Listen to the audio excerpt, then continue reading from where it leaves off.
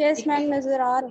अच्छा जी, अब जरा देखिएगा। अब जो है हमने नेक्स्ट टॉपिक करना है 15.3 का क्वेश्चन नंबर 15 से ऑनवर्ड देखें। अब वर्डिंग वाले प्रॉब्लम है कि आपने एवरेज रेट ऑफ चेंज को वर्डिंग के अंदर जो है उसे आप कैसे शो करते हैं कि प्रैक्टिकल लाइफ के अंदर उसको आप लेकर जाएं। अ ball is thrown straight up into the air. अगर एक बॉल जो है उसे हवा में बिल्कुल सीधा फेंका जाए, देखिए अर्थ की अट्रैक्शन है जिसकी वजह से वो बॉल जो है वो लाजमी तौर पे जो है वो वापस आएगी जमीन की तरफ। The height of the ball can be described as a function of the time according to the function. ठीक है, H of T is equal to -16 T square plus 128 T, ये उसका फंक्शन है। Where H of T is the height measured in the feet and the T is the time measured in the second. ठीक है, उसने ये कहा है कि पहले तो आपने ये फंक्शन बनाना है, हम उसको देखते हैं। Determine the average rate of change in height between T is equal to 0 and T is equal to 2। 0 से 2 सेकंड के अंदर जहां तक बॉल पहुंची है उसकी हाइट बताएं। Between T is equal to 0 4, second part में उसने कहा है कि 0 से 4 तक के सेकंड में कितनी पहुंची है, 0 to 8 पार्ट के अंदर कितनी पहुंची है। How long does it take for the ball to hit the ground at H is equal to 0। ठीक है, इसके बारे में हम बेसिकली डिस्कशन करते हैं। तो ये क्वेश्चन जो है ये फुल का फुल आपको नजर भी आ जाए तो मैंने इसको इस तरह से लिख लिया। ठीक है, अब देखिए यहाँ पे ये फर्स्ट पार्ट है, ये सेकंड पार्ट है और ये थर्ड पार्ट है। ए के 3 पार्ट है। अच्छा,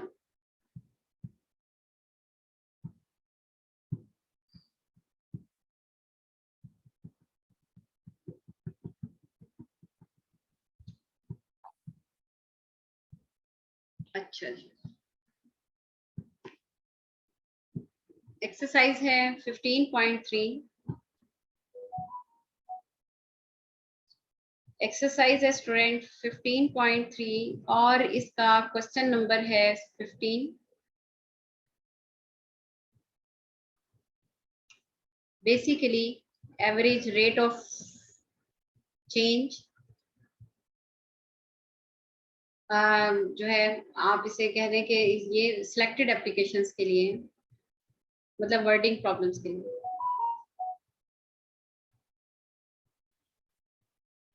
अच्छा, अब यहाँ पे देखिएगा कि मैं सामने ही आपके क्वेश्चन जो है उसको भी साथ साथ ही शो करना चाह रही हूँ कि थोड़ा सा कर देते हैं। जी student, a ball is thrown straight up into the air. ठीक है, अगर एक आदमी है, उसने एक पर्सन ने बॉल जो है वो फेंकी है, स्ट्रेट अप की है, ऊपर से नीचे फेंकी है। ठीक है, तो ये बॉल पहले ऊपर तक जाएगी। ठीक है, मैक्सिमम हाइट लेगी अपनी और ये ग्राउंड फ्लोर जो है इसके साथ वापस यहाँ पे वापस आ जाएगी। ठीक है, यानी वो जितनी भी ताकत के साथ हम इज्यूम कर लेते हैं। अच्छा, अब ये है, ये इसकी मैक्सिमम हाइट है बॉल की। ठीक है, वो जितना भी उसने ऊपर जोर लगाया है बॉल को फेंकने के लिए। ठीक है, अक्सर आप देखें जैसे क्रिकेट है तो उसके अंदर हम कह रहे थे ये छक्का लगाया है जैसे, तो बेसिकली वो कितनी पावर के साथ जो है बॉल को फेंका जा रहा है कि जिसकी वजह से उसका एक वेलोसिटी का प्रोजेक्टाइल जनरेट हो रहा है। ठीक है, अब यहाँ पे है कि यहाँ पे जिस वक्त बॉल जो है ये इस वक्त आप देखिए ये टाइम साथ साथ इंक्रीज हो रहा है। ठीक है, टाइम जो है वो बढ़ता जा रहा है। यहाँ पे भी बॉल है तो ये बॉल देखिए यहाँ पे हाइट डिफरेंट है बॉल की, यहाँ पे ये डिफरेंट है। अब ये टाइम एच जो है, इसने ये कहा है कि जो आपके पास है सोल्यूशन में ये इसे स्टार्ट ले रही हूँ। ये गिवन है कि फंक्शन जो भी है ना उसको एच ऑफ टी से डिनोट किया गया है -16 टी स्क्वायर प्लस 128 टी। ठीक है, एच जो है वो आपके पास है हाइट है, और हाइट जो है ना वो आपने फीट में उसने कहा कि कंसिडर करनी है, और टी जो है that is equal to time है। और टाइम जो है ना वो देखिए आवर्स में भी होता है, मिनट में भी होता है, लेकिन हम जो है वो कहते हैं सेकंड्स में। ठीक है, चंद सेकंड में बॉल जो है वो फेंकी जाए तो सेकंड्स में, मिनट में, मिनट तो नहीं ऊपर हवा में बॉल रहती, बल्कि ग्रेविटी की अट्रैक्शन की वजह से बॉल जो है वो फौरी तौर पर जमीन पे आ जाती है। 3 स्टूडेंट और जो है। अच्छा अच्छा, आप जरा यहाँ से देखें आगे स्टूडेंट के, जी मैंने आपको बता दिया है। Ball a ball is thrown straight up into the air. एक बॉल जो है वो जैसे हवा में फेंकी गई है उसका ये प्रोजेक्टाइल बना है कि जमीन की तरफ आई है। The height of the ball can be described as the function of the time according to the function h of t is equal to -16 t square plus 128 है. h जो है वो हाइट है फीट में मेजर्ड, और जो t है वो टाइम है जो कि सेकंड्स में मेजर है. अच्छा, अब हमने क्वेश्चन की पूरी अंडरस्टैंडिंग कर ली है. ठीक है, अब देखिए जमीन पे जिस वक्त बॉल आ गई है इस वक्त टाइम तो बहुत ज्यादा है, लेकिन आपको पता होगा कि इस वक्त जो है इसकी जो है ना हाइट यहाँ पे 0 है. टाइम जो है वो अभी हमें पता चल जाएगा कितना है, लेकिन यहाँ पे हाइट 0 है. ठीक है, यहाँ पे भी हाइट 0 है, लेकिन यहाँ पे हाइट 0 है, लेकिन मुझे पता है कि टाइम भी 0 ही था. अभी तो काम बॉल तो अभी फेंकी नहीं थी, तो इसका मतलब है कि इस पॉइंट के ऊपर तो हाइट भी 0 थी, टाइम भी 0 था, लेकिन यहाँ पे काफी ज्यादा सेकंड गुजर गए हैं जब उसने जमीन को टच किया है, तो तब आप ये कह सकते हैं. अच्छा, अब यहाँ से आगे पढ़ते हैं जी. पहला पार्ट है, पहले पार्ट में है determine the average rate of change in height between t is equal to 0 and 2. पहला पार्ट है 0 से 2, सेकंड है 0 से 4, थर्ड है 0 से 8. ठीक है, तो मैं पहले जो है ए पार्ट की बात कर रही हूँ. एवरेज रेट ऑफ चेंज हमने फाइंड आउट करना है. Determine average rate of change, और उसके अंदर फर्स्ट पार्ट है between t is equal to 0 and t is equal to 2. ठीक है, यानी कि ये अगर पहला सेकंड है, यहाँ से 0 से स्टार्ट हो रहा है, 2 सेकंड हो सकता है यहाँ पे हुए हो. ठीक है, तो आपने फंक्शन आपके पास गिवन है स्टूडेंट. ठीक है, ये जो t is equal to 0 and 2 है, ठीक है, इसका नाम हम रख देते हैं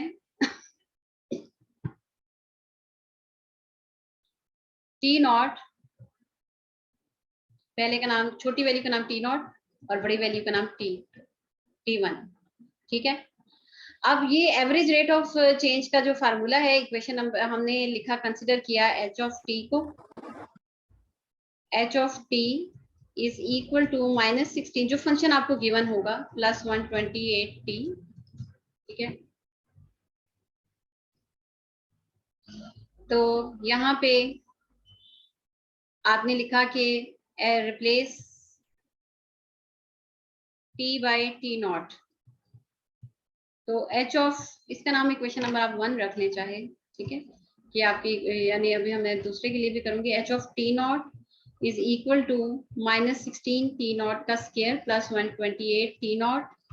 एट t नॉट जो है वो हमने कहा हुआ है पहली वैल्यू 0 है, तो h of 0 is equal to -16 into 0 का स्क्वायर प्लस 128 इंटू 0. तो h ऑफ 0 जो है उसकी वैल्यू आपके पास आ जाती है 0 का स्क्वायर कर दें, जो मर्जी कर लें, 0 ही रहेगा. -16 into 0 plus 128 into 0 is equal to 0. तो ये 0 प्लस 0 इज इक्वल टू 0. ठीक है,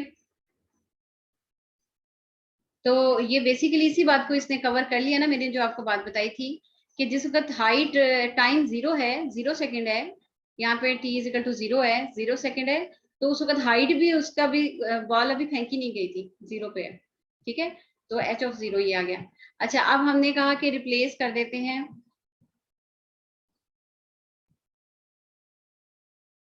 कंसीडर कर लें इक्वेशन नंबर 1 को, दोबारा करते हैं. h of t is equal to -16 t square plus 128 t. Replace t by t1. तो h of t1 is equal to -16 t1 का square plus 128 t1. At t1 is equal to 2 second है जो उसका, तो h of 2 is equal to -16 into 2 का square plus 128 into 2. तो ये आ जाता है -16 into 4 प्लस 128 into 2 जो है वो 256. तो ये इसका क्या रिजल्ट आता है स्टूडेंट? 192. 16 4 64 प्लस 256, तो इसका क्या रिजल्ट आया? 192. 192. ठीक है स्टूडेंट. अच्छा, अब ये तो आपके पास इक्वेशन नंबर 2 थी, h ऑफ 0. ठीक है, और h ऑफ t जो 2 जो है वो आपके पास है इक्वेशन नंबर 3.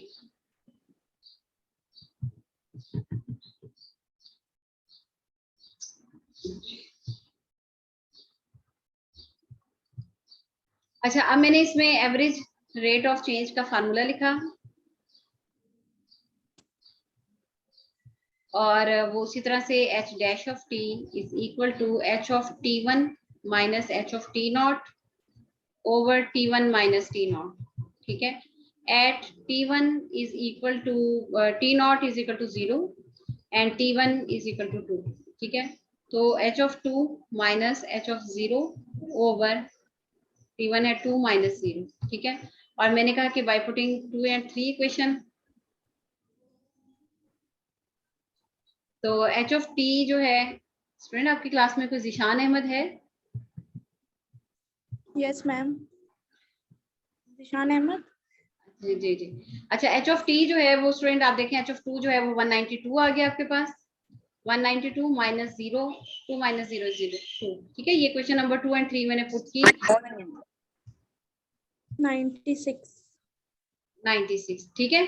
तो आप ये कहते हैं कि f dash of h dash of h dash of t जो है वो आपके पास है कि आपकी जो हाइट है वो कितने पे पहुंच चुकी है, 96 के ऊपर पहुंच चुकी है, ठीक है। यानी कि यहाँ पे जैसे ही 2 सेकंड कवर हुए हैं तो उसने हाइट जो है 96 फीट तक गई है उसकी।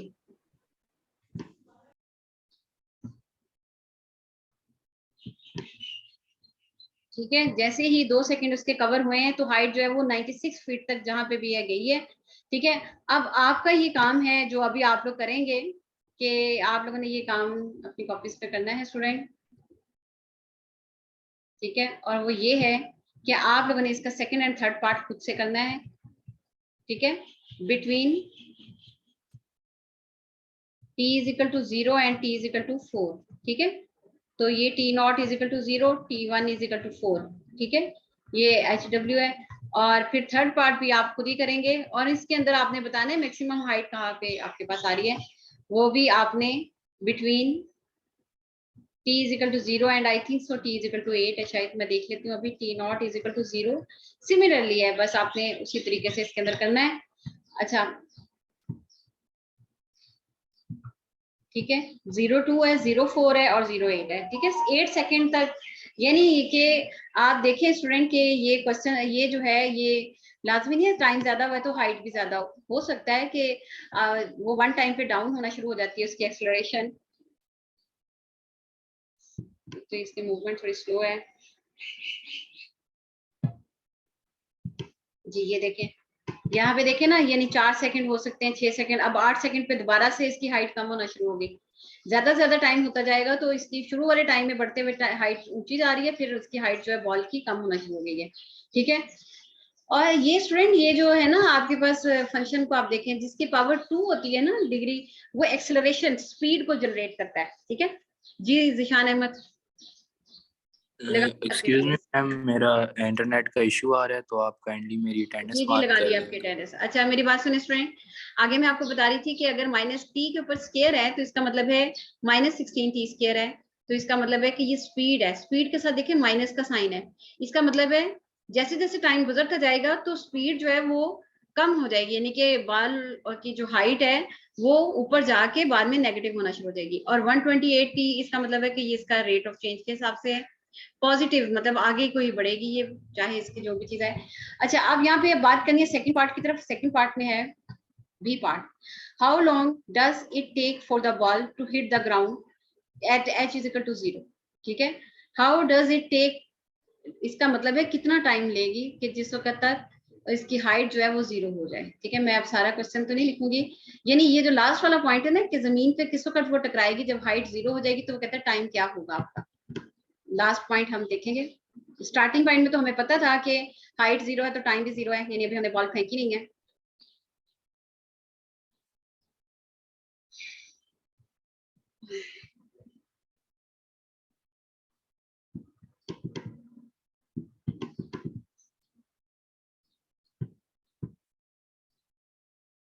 अच्छा जी, सेकंड पार्ट है इसका कि हाउ डज इट टेक, तो इसका मतलब है कि टाइम कितना लेगा व्हेन हाइट, मैंने अपनी तरफ से ये क्वेश्चन लिखा है, पूरा मैच नहीं होगा शायद। हाइट ऑफ बॉल इज 0, ठीक है। यानी कि जिस वक्त हाइट ऑफ बॉल जो है वो 0 होगी तो टाइम कितना होगा, यानी h जिस वक्त 0 है तो टाइम उस वक्त क्या होगा। ठीक है, हमने सोल्यूशन में ये किया कि हमें ये फाइंड आउट करना है। तो आप पहले तो हम इक्वेशन नंबर 1 को ही लिखते हैं जो हमारे पास क्वेश्चन था कि h of t is equal to, जी कितना था, क्या था student, h of t -16t² plus 128t। ठीक है, अब इसमें एट हाइट जो है वो 0 कर लेते हैं, तो 0 is equal to -16t² plus 128t। अब हम यहाँ से फैक्टराइजेशन, हाइट जब 0 है तो तब टाइम क्या है। ठीक है, अब ये दो टाइम देगा, t की पावर 2 है, तो 0 is equal to 16t common आ गया, तो -p प्लस 16 4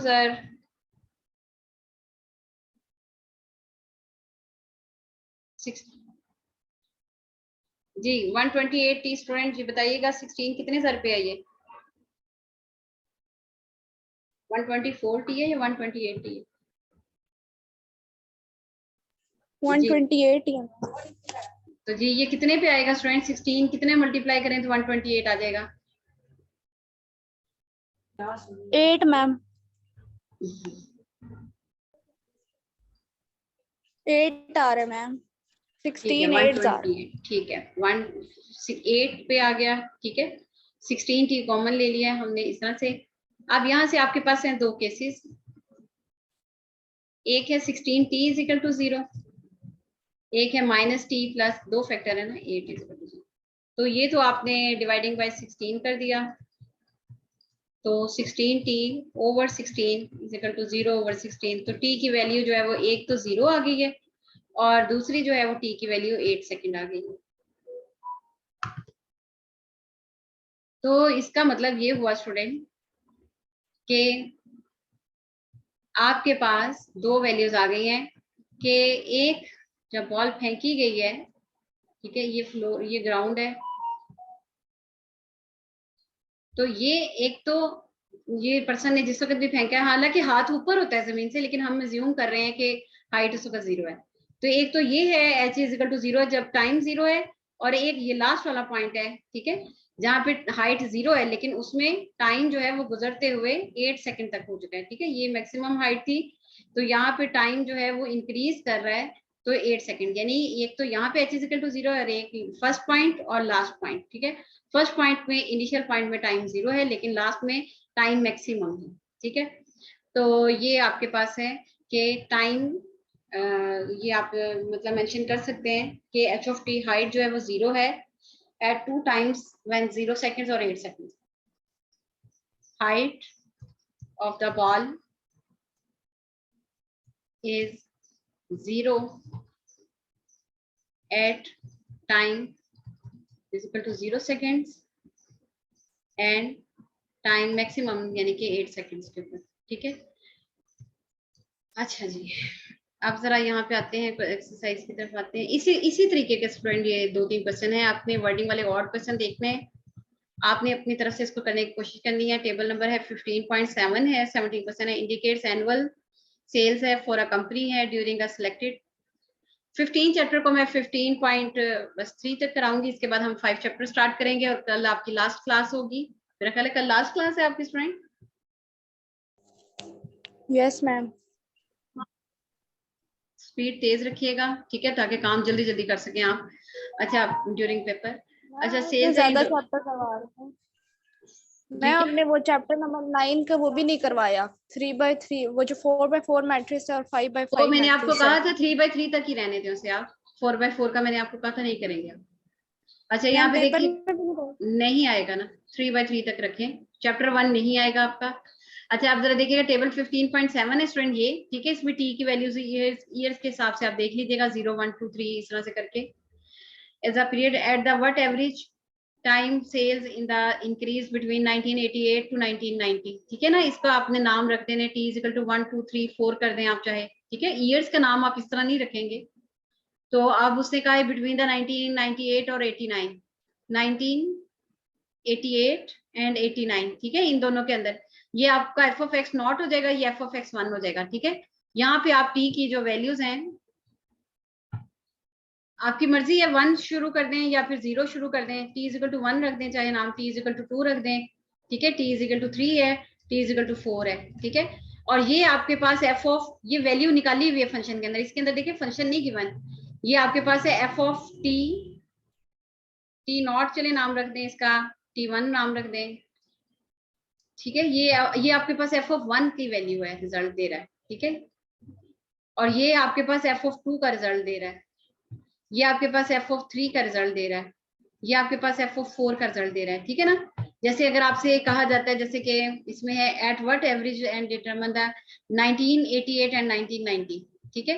ये और ये इसकी बात अगर करते हैं तो आप क्या लिखेंगे, f of 3 minus f of 1 over 3 minus 1, ठीक है, बजाय इसके कि 1980 और इस तरह लिखने के आप इस तरह से लिखेंगे। तो f ऑफ 3 जो है वो है 109.8 माइनस f ऑफ 1 जो है वो है 100.8 ओवर 2, ठीक है। इस तरह से आपके पास रिजल्ट आ जाए, तो आगे आप इसे सॉल्व कर लेंगे इस तरह से। अच्छा जी, आगे मैं आपको बताती हूँ, ये आपने इस तरह से स्टूडेंट एक्सरसाइज इसी के जो वर्डिंग वाले प्रॉब्लम्स है उसको देखेंगे आप। 17 हो गया क्वेश्चन,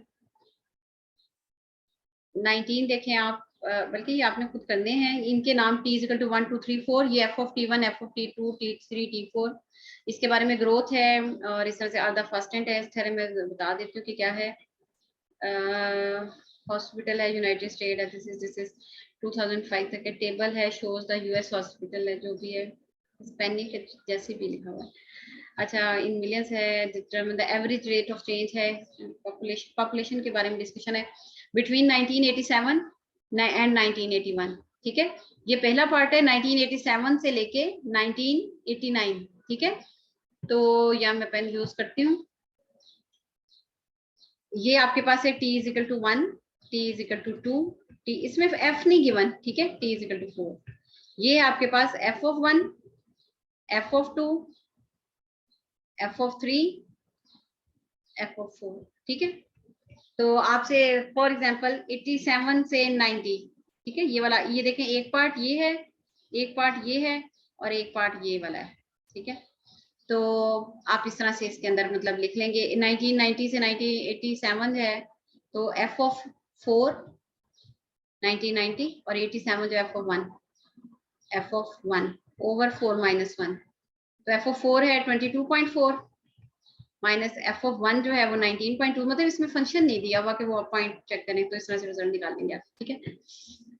खैर ये करना तो आपने खुद था, लेकिन चले थोड़ी सी इंफॉर्मेशन दे दी है मैंने आपको।